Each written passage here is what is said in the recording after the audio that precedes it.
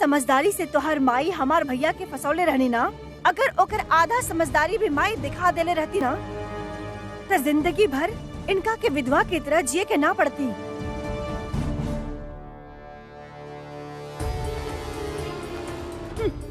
अब नसीब पर उंगली उठावे से का फायदा? नसीब तो हमार खराब रहल जे माधुरी हमार ननद रहे।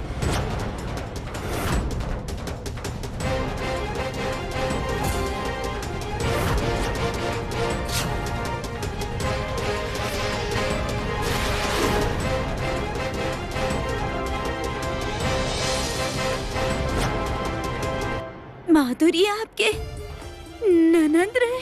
हाँ, हमार पति के छोट बहन रहे तोहार माई।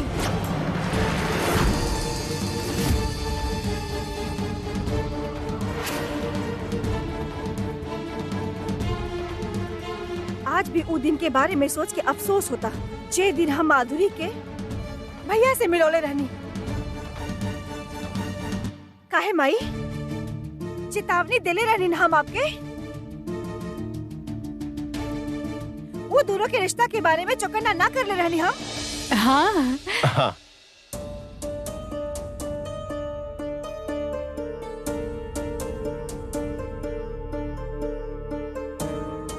आपके बुरा ना लगी तो एगो बात कही। हाँ, भैया और माधुरी के मिलल जुलल ठीक नहीं के लाग रहल बा। माधुरी खूबसूरत बा, जवान बा। आप एक बार भैया से बात काहे न करतिया? अगर शंभू के बाबा ऐसा हरकत करी ना, हम तो उनका से बातचीत करना बंद कर देती। दीदी आपके भाई ऐसन बिल्कुल नहीं थे।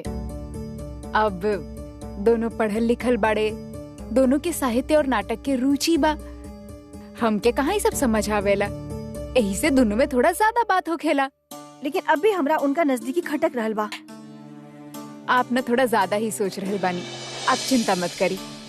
उनका नजदीकी हमरा के दिखाई देत रहे माई, लेकिन आपके आंख में कौन सा पट्टी बंधल रहे? प्लीज ऐसन मत कही। हमार माधुरी बुरा ना रहली, हमार माधुरी ऐसन कबो ना कर सकेली। वो कबो के ओके घर ना तोड़ सकेली। तू ही करा, प्लीज कह दे सब झूठ बा, प्लीज कह दे सब झूठ बा। अरे ई का जवाब दही? सारे फसाद के जड़ तो खुद हई। आपन पति के तो सुख दे न पौनी, शायद एगो पत्नी बने के लायक ही ना रही आप।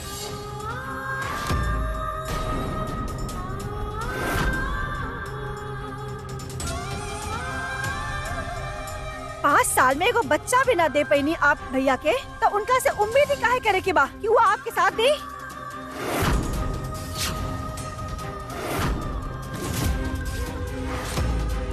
पूर्ण विराम।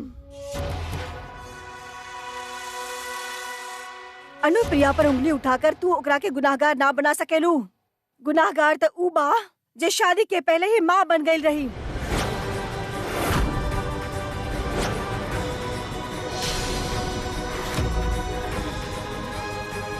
हमार गुनाहगार माधुरी बा।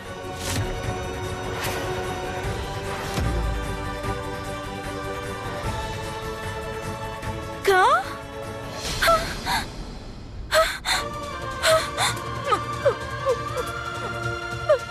माधुरी शादी से पहले प्रेग्नेंट?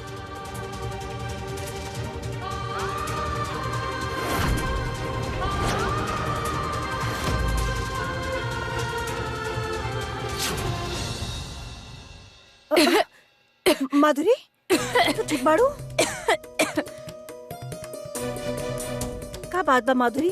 पिछला कुछ दिन से तू हर सुबह उल्टी का कर रहल बाड़ू। सब कुछ जानला के बाद भी अनजान बनने की कोशिश मत करा अपर्णा। अरे हमारे से गलती हो गई जे हम तोहरा पे विश्वास करके माधुरी के तोहर भाई के भेजनी। हमके क्या पता रहे कि तोहर भाई हमार बेटी के ही हालत कर दी। लेकिन याद रखिए अपर्णा, अगर तोहर भाई माधुरी से शादी करके ओकरा देशमुख परिवार के बहू के दर्जा ना दिलौलस तो ई घर में तोहरो खातिर कोनो जगह ना होगी। पापा पापा, लेकिन बड़की माई, एकरा में हमार का गलती रहे? इन लोगन के पापन की सजा हमरा के काहे भुगते के पड़ल?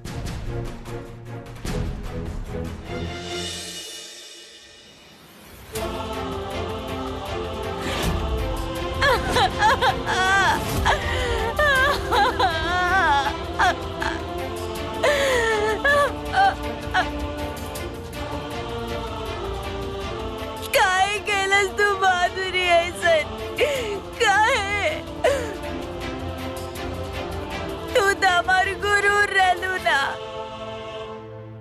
हम कौन मुँह से कही कि क्यों तरह जैसन बने चाहेली? काहे गेलू तू ऐसन अपना साथ? काहे? काहे?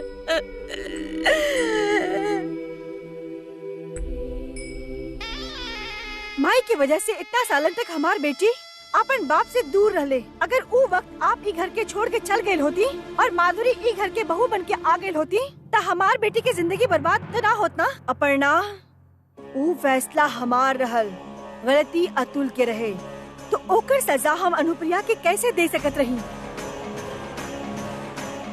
और यह खातिर निर्णय ले ले रहनी, अगर ई घर से केहू जाई तो ऊ बा अतुल।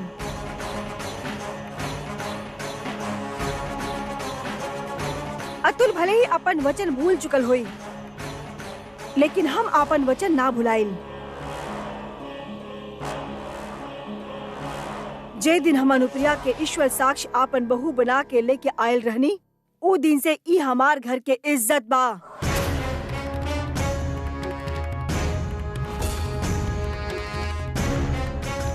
और जब तक हमार सांस में सांस बनल रही, तब तक अनुप्रिया ई घर के इज्जत रही।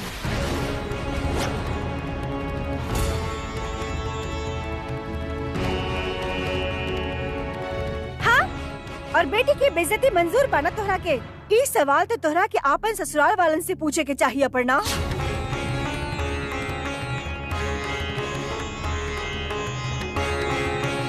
हम तो तोहरा के और संपदा के कबू केहू चीज की कमी ना होके देनी घर में। एक बेटी के घर के बचावे खातिर हम दोसर बेटी की घर ना उजाड़ सकत रही। ये हम माना तानी कि हमसे गलती भइल बा। शादीशुदा होखला के बावजूद हम माधुरी से प्यार के नहीं, गलती हो गई हमरा से। ओकरे खातिर अब जौन भी सजा दे हमके मंजूर बा। लेकिन बड़ी माई, एकरा में हमनी के होखे वाला बच्चा के का कसूर बा? चाहे कुछ हो जाए, कोनो भी हालत में हम माधुरी के और अपन होखे वाला बच्चा के ना छोड़ो। हम अपन बच्चा के जिंदगी खराब ना होके दे। समधन जी, आज पंचन के सामने आपके हमार बेटी के बहू बना के अपनावे के पड़ी। हमरा जीते जी संभव नहीं के समझे जी।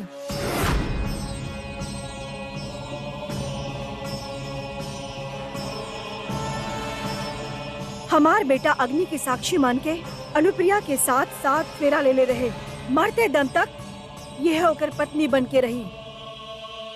अनुप्रिया तलाक ना दी। और एक आदमी शादीशुदा होवे के बावजूद भी दोसर औरत से संबंध रखेला तो ऊ औरत के समाज नाजायज औरत कहेला। अरे माई,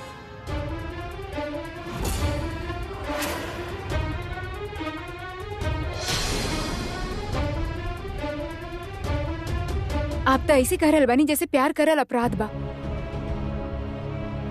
अतुल कहता देलस कि उनकरा से गलती हो गई, लेकिन ओकर सजा आप हमनी के बच्चे के काहे देवे चाहतानी? काहे समाज में वो बच्चा नाजायज कहलाई?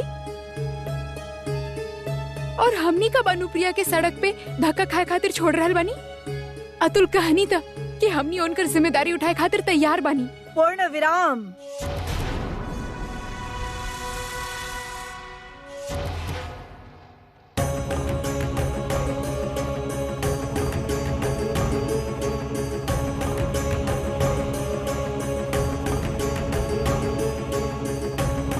ला और लिख दा एकरा ऊपर आपन कीमत। हम तोहार और तोहार नाजायज औरत की जिम्मेदारी उठावे खातिर तैयार बानी।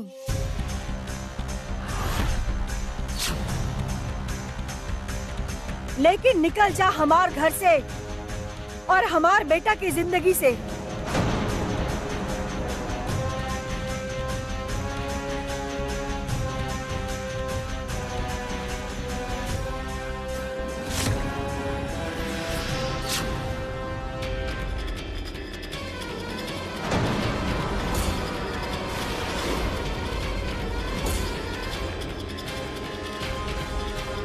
अतुल, एक तरफ तोहरा साथ तोहारी परिवार बा और दोसर तरफ ई घर के दरवाजा।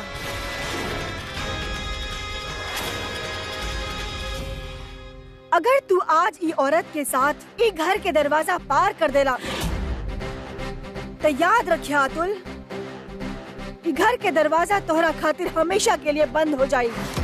माँ,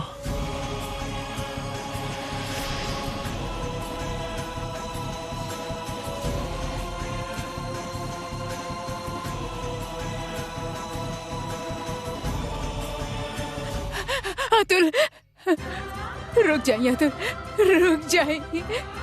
हमके छोड़ के मत जाइए अतुल, हमके कर सहारा जियो। ना अनुप्रिया? ना ना ना बड़ी माँ, ना। कोनो जरूरत नहीं के तोरा के एकरा से भीख मांगे के। ई परिवार तोहार परिवार बा अनुप्रिया, और हम तोरा के कोनो सहारा के जरूरत पड़े नहीं के देव। अहिल्या एक बार फिर से सोचला, अगर माधुरी के अपन बच्चा के साथे ना स्वीकार कैलू तो अपर्णा और ओकर बच्ची खातिर भी हमनी की यहाँ कोनो जगह ना होगी समझन जी। काका,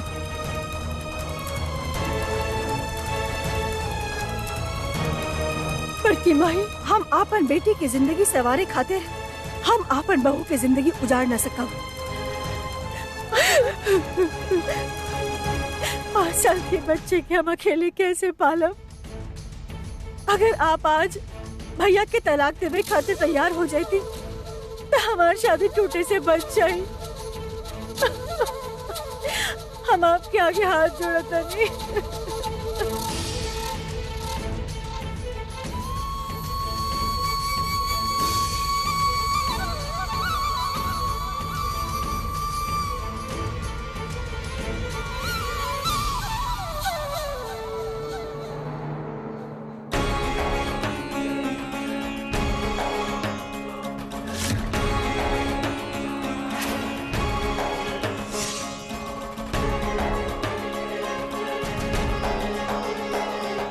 आज से हमार बड़ बेटा अतुल हमरा खातिर मर चुकल बा।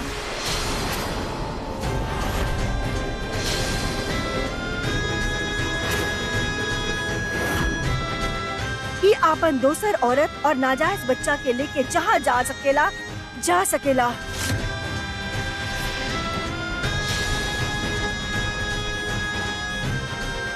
बता दिया अपन बच्चा के ओकर कोनो परिवार नहीं खे, उ नाजायज बा।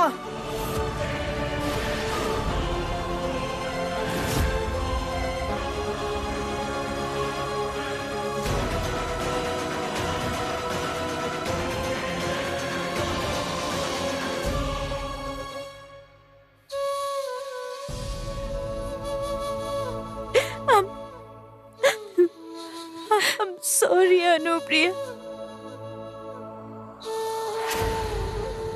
I'm so sorry.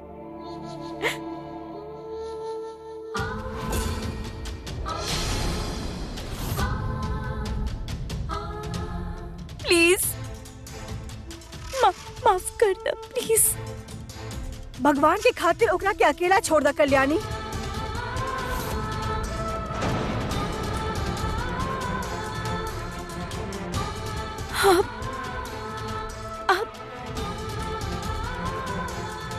आप दादी बानी हमार।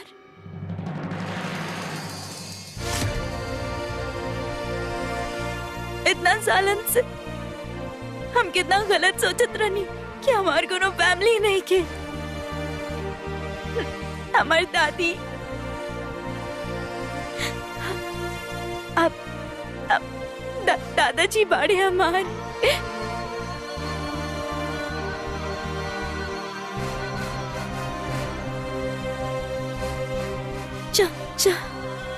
चाचा जी, हमरा पास तो पूरा फैमिली बा।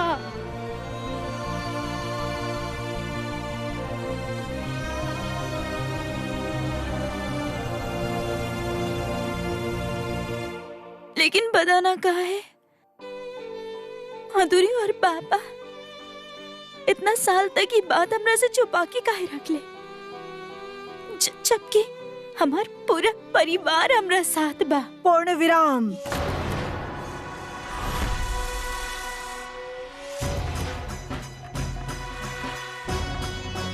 हम तोहरा से आखिरी बार कह रहल बानी, यहाँ केहू तोहार आपन नइखे। ई परिवार तोहार आपन परिवार नइखे।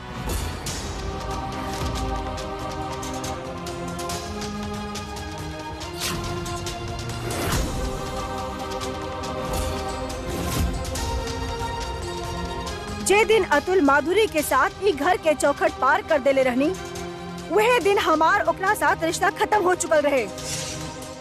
तो ओकर नाजायज औलाद के साथ हमार रिश्ता कैसे हो सकेला?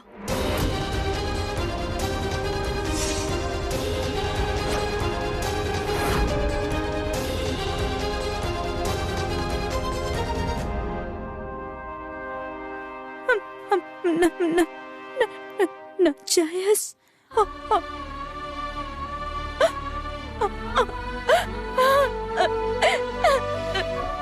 कल्याणी, कल्याणी,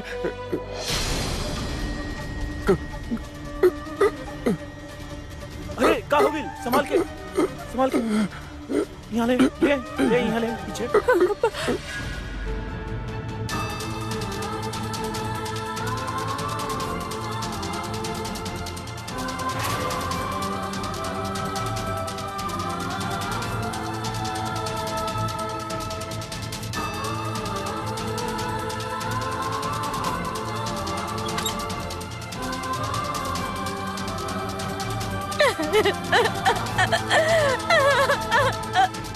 कल्याणी,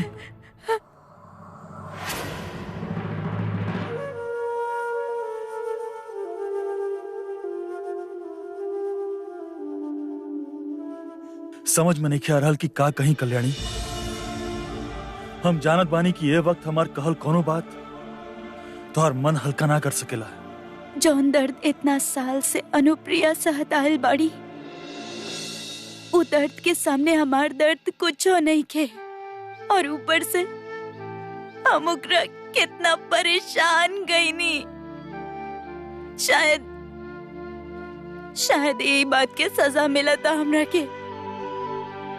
इतना साल से लागत रहे कि हमार कोनो फैमिली नहीं के, और आज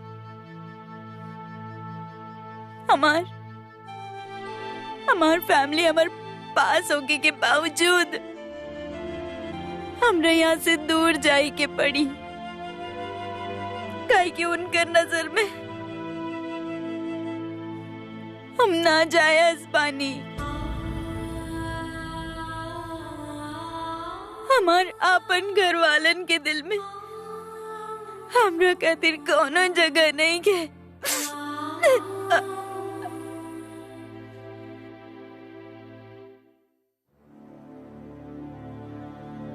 आप समझे की कोशिश करी।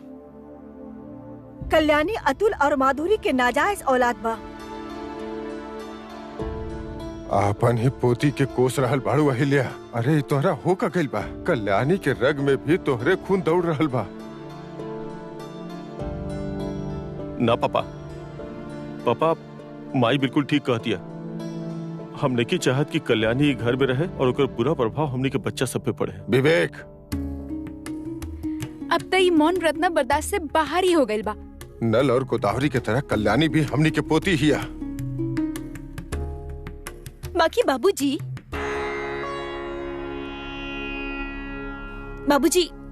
कल्याणी अगर ये घर में आई तो ये जायदाद में अपन हिस्सा भी तो मांगी ना, बाकी ना। वाह बेटा वाह, कितना छोट सोच बा तोहार। एक घर हमार और अहिल्या के बा, ई जायदाद केकरा देवे के बा एकर फैसला भी हम करब। अब बोली ना बाबूजी। वो कल्याणी के वजह से मौन व्रत भी तोड़े के पड़ल और डांट भी पड़ल। कल्याणी के खातिर ना हमार घर में जगह बा और ना ही हमार दिल में।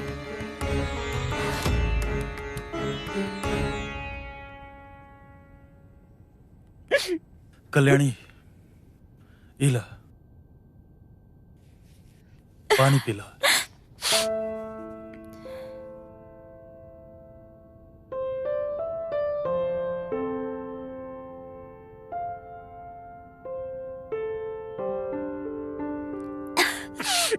दोबारा कोशिश करा,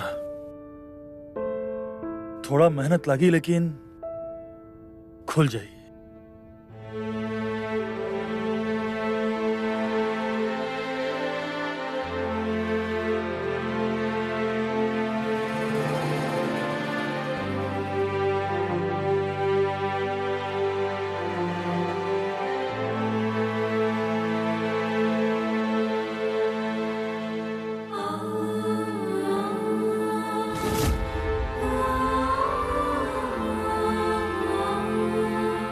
पीला।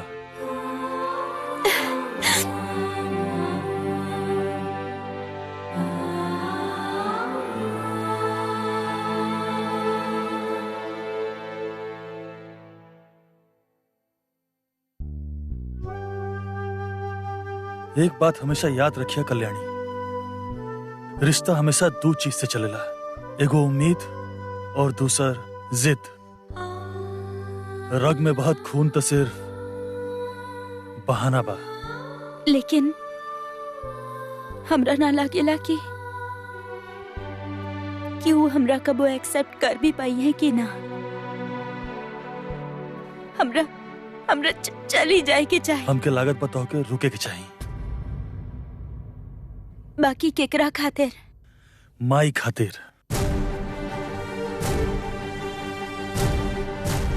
लेकिन बड़की माई के का? माई के एक घर में दोबारा रहे के आप इजाजत दे कैसे सके नहीं? कुछ तो शर्म करा अपर्णा। अनुप्रिया अभी अभी मौत के मुंह से बाहर आयल बिया और तू भले ही ओकरा से नफरत करा, लेकिन अनुप्रिया हमार जिम्मेदारी बा। वो कहीं नहीं खिंचाई, वो ये है हमार घर में रही हमरा साथ। लेकिन बड़की माई बोर्डे विराम।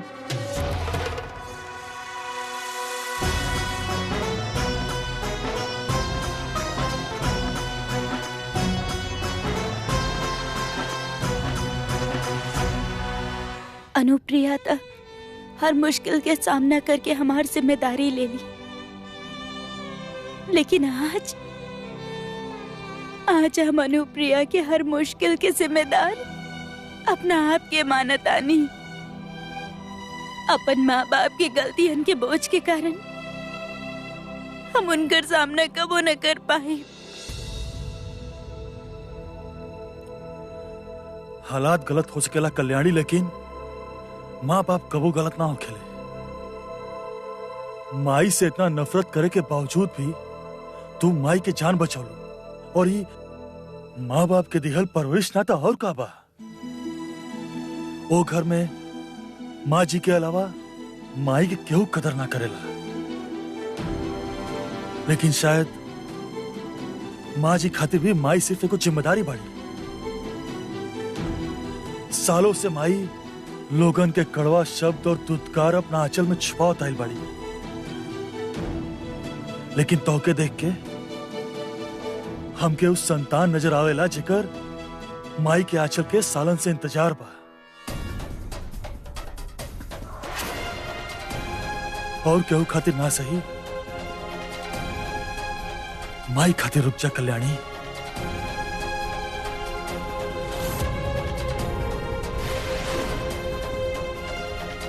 लेकिन हमरा तो ये भी ना पता कि वो हमरा कबो माफ भी कर पाई कि ना।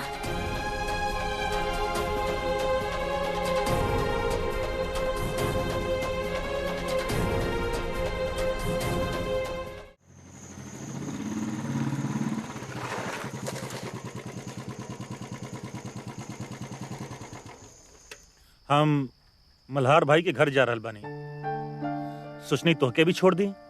हम तो से संगे चले के कहब तुम मना करबो, हम तो से फिर से कहब तो फिर मना करबो, हम तो से फिर से कहब और तो फिर से मना करबो, और ये कहत कहत रात हो जाए। यही से बेहतर ये हो कि तू चुपचाप साथ में बैठ जा और हम तो के मल्हार दादा के घरे छोड़ दे।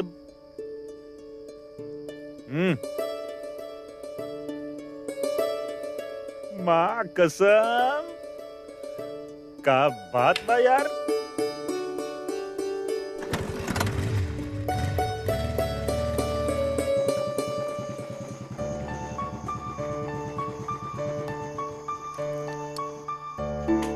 अरे अरे उतरा, पर काहे? अरे उतरा।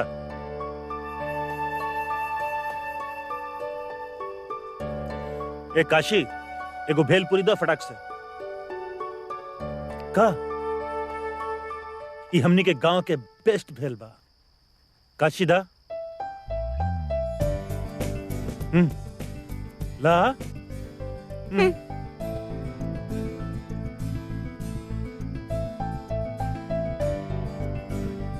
वाह,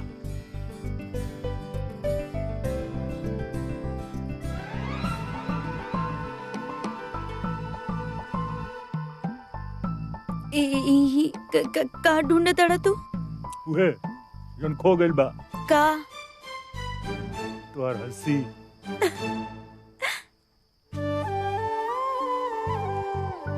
ये बात यह तो खो गइल रहे। सच्चो ऐसा लागत है जैसे जन्म बाद हंसतानी आज। और अगर तू हमरा यहाँ ना लेता ना तो शायद सच्चो में ना हंसती। थैंक्स। अरे तू हमके समझ कर रख ले बड़ू। अरे बहुत स्मार्ट बानी हम। अच्छा।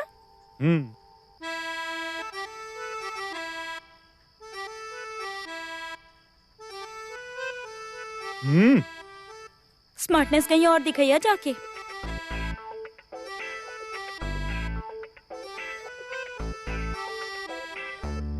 भूख लागल रहे। गलती जरूर खेले भैया, लेकिन अपना घर वालन के नफरत वो गलतियन के सजा ना हो सकेला।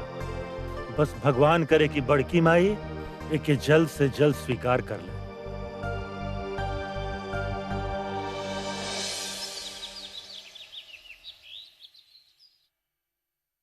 हम सारे इंतजाम कर ले बानी। वकील साहब अतुल के आजे जेल से रिहा करवा दी है। वैसे यह सही मौका बा। घर के सारा लोग विसर्जन के खातिर बाहर गए हा और बड़की माई भी घर पर नहीं थे। लेकिन माई ई सब करे खातिर तैयार हुई।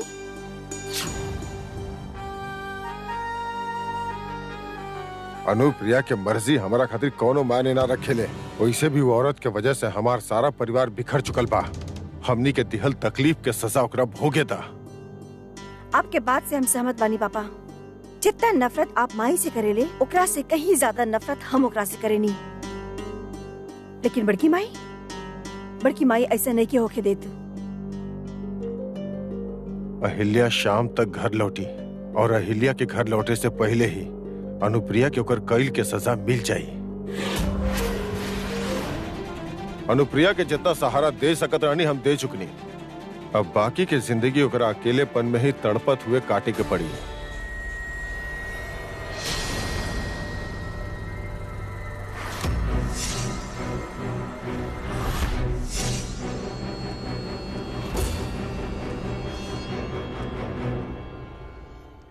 नाश्ता।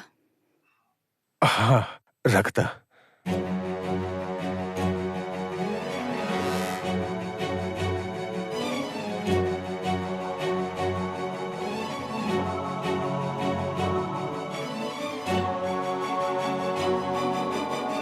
हम तोहरे बारे में बात करत रहनी है अनुप्रिया।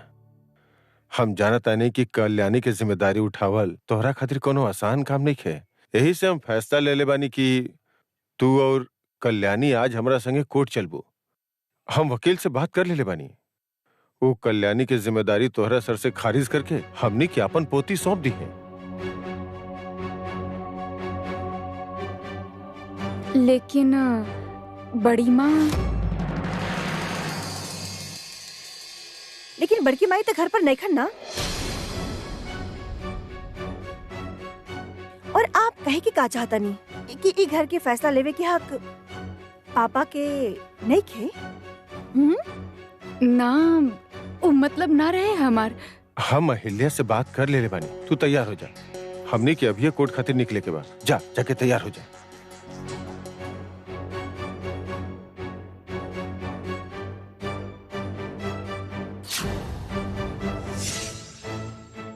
हाँ बियर बार वाला अन्ना कुछ बोलस की ना? ना साहब, अभी तक कुछ बोलले नहीं खे। पूछताछ जारी रखा। हाँ ठीक बा सर। सर, हम राव साहब और माई के एगो लड़की के संगे कोर्ट में आवत देखनी। का? ठीक बा, हम थाने आके बात करत बानी। जी सर।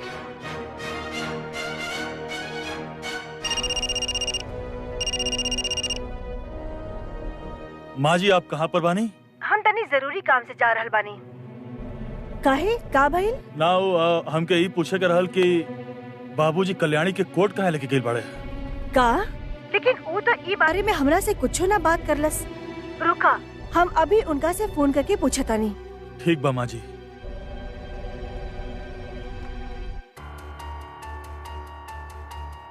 तू हमनी के परिवार के बेटी बाड़ू कल्याणी, तो फिर बाहर वाले के तोहर जिम्मेदारी उठावे की का जरूरत बा?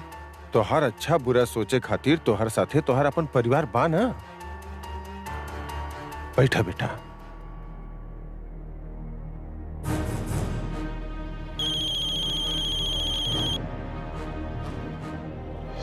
अहिल्या के फोन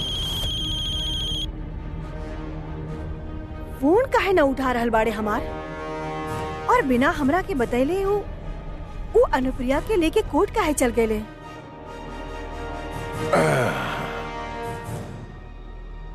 आज के बाद तोहरा कोनो बात के चिंता करे के जरूरत नहीं है बेटा। तोहर दादाजी बाड़े ना तोहरा संगे।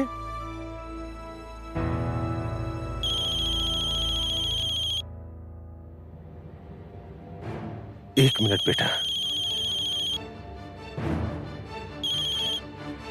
हेलो। आप हमार फोन काहे ना उठावत रहे? जवाब काहे ना देत रही? अब हम एक जरूरी काम से बाहर आइल बानी अहिल्या। लेकिन आप बाड़े कहाँ?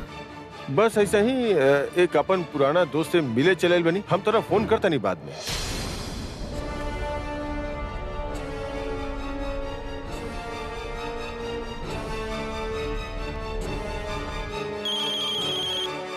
जी माँ जी। पता ना राव साहब हमरा से काहे छुपावत रहने की वो अनुप्रिया के लेके कोर्ट चल गए। हमरा के कुछ ठीक नहीं खेलागत। हम सीधे कोर्ट जा रहल बानी। आप चिंता मत करी माँ जी, हम आपके उहे मिलत बानी। ड्राइवर वापस चला। आखिर राव साहब अनुप्रिया से का चाहेले? ओकरा के कोर्ट ले जाए के का जरूरत रहे?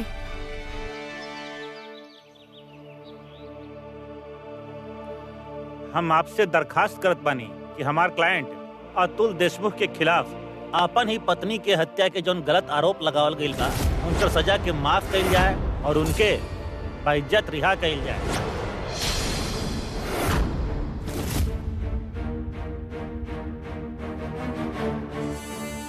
हम हाथ जोड़ के आपसे विनती करते नहीं जज साहब, हमार बेटा अतुल निर्दोष बा।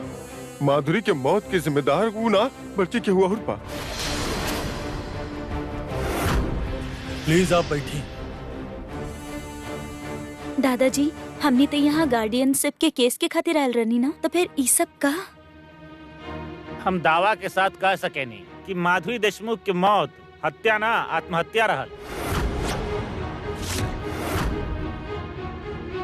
और माधुरी की आत्महत्या खातिर मजबूर करने वाली औरत ई बिया जज साहब।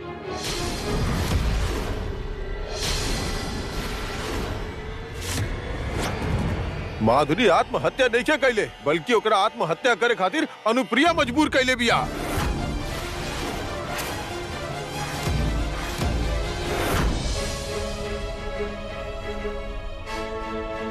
माधुरी जब जाए से पहले अनुप्रिया के नाम ले रही तो हमरा लागल ओकर मौत के जिम्मेदार अनुप्रिया बाड़ी और पापा के उनकर साथ अफेयर बा। कहीं अतुल के छुड़ावे खातिर वो माधुरी की हत्या के आरोप अनुप्रिया पर तो ना लगाई?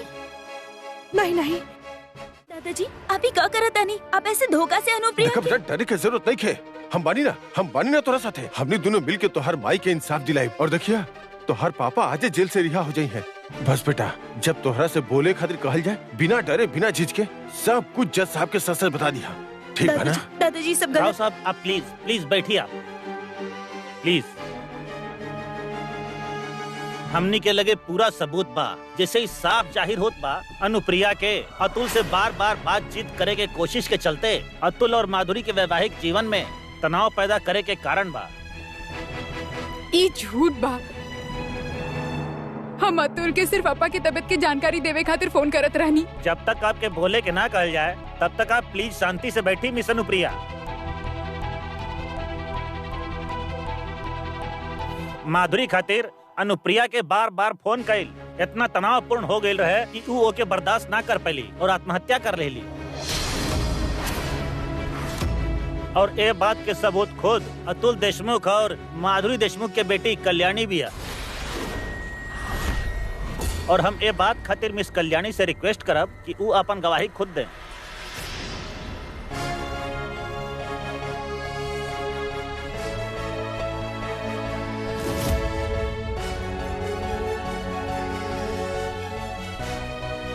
बोले बेटा, तो हर माई के साथे जो अत्याचार भइल बा ओकरा से बदला लेवे की है मौका बा। बता दा कि मरे से पहले माँ तोरा से कल रहली की ओकर मौत के जिम्मेदार अनुप्रिया बिया। बोला बेटा।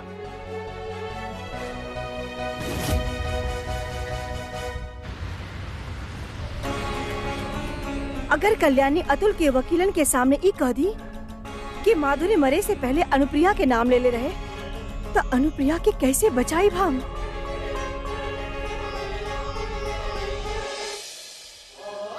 डरा मत बेटा, तो हर गवाही तो हर पापा के उम्र कैद की सजा कम कर सकेला, ओकरा माफ करवा सकेले। बता दा कि मरे से पहले माधुरी अनुप्रिया के नाम ले रहे।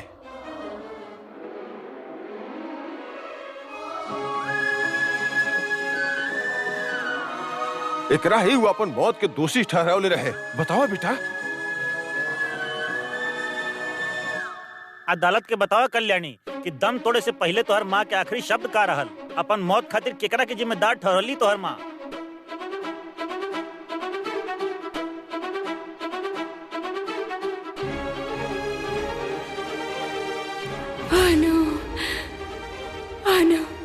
प्रिया।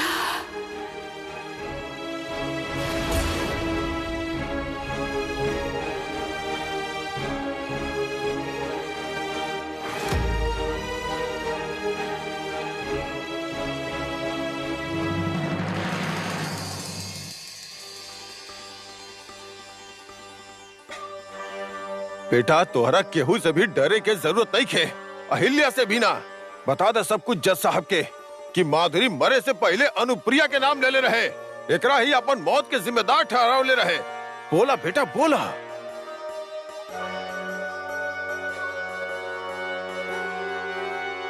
अरे बोला बेटा बोला।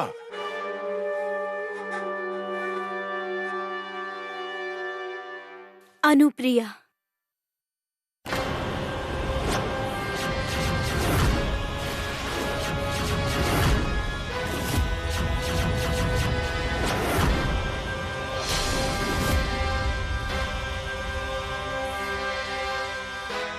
निर्दोष बारी।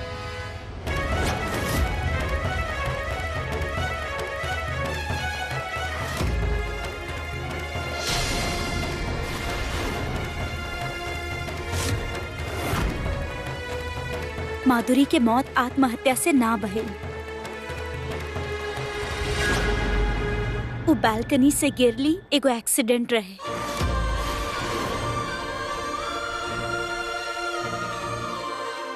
और माधुरी मरे से पहले सिर्फ भगवान के नाम ले रहे।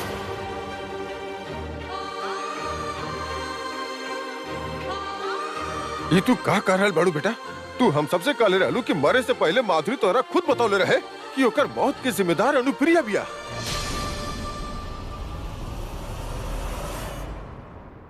ना दादाजी, जरूर आप कुछ गलत सुन ले होगा।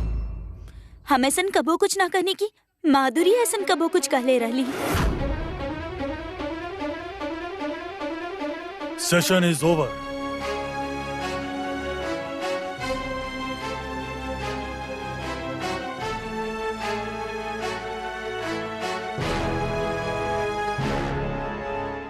राव साहब, ये सब का चल रहल बा? अगर मल्हार हमरा के ना बतैती तो आपके शर्मनाक मंसूबन के बारे में पता ही ना चलती। हमसे का भूल हो गई बड़ी माँ? ये हाथ के लकीर हम ना चुन ले बानी तो हमार का गलती बा? अपन दिल पे पत्थर रख के आपके पोती की जिम्मेदारी उठाई नहीं हम। आप तो रास्ता के पत्थर की तरह ठोकर मार के निकल पड़नी। हम तो हमेशा से यह समझ ले बानी ईश्वर हमके आवाज दे ले बानी तो सिर्फ लोगन के हमें हाँ मिलाए खातिर। जब बड़ी माँ हमके घर पे रखे के निर्णय लेनी तब ओकरा में हम हाँ मिलाईनी।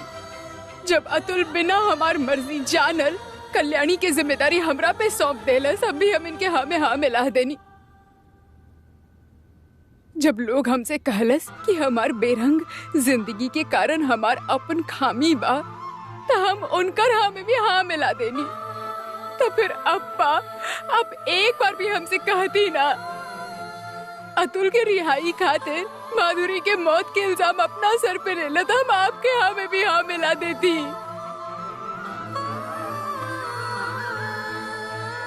इतना सारा हामी भरे के बावजूद हमके एक बात समझ में ना आयल, आप हमेशा हमके इनकारी काहे करत रहनी। हाँ, का आप एक बार भी हमार आपन होके के सच से हाँ ना मिला सके नी।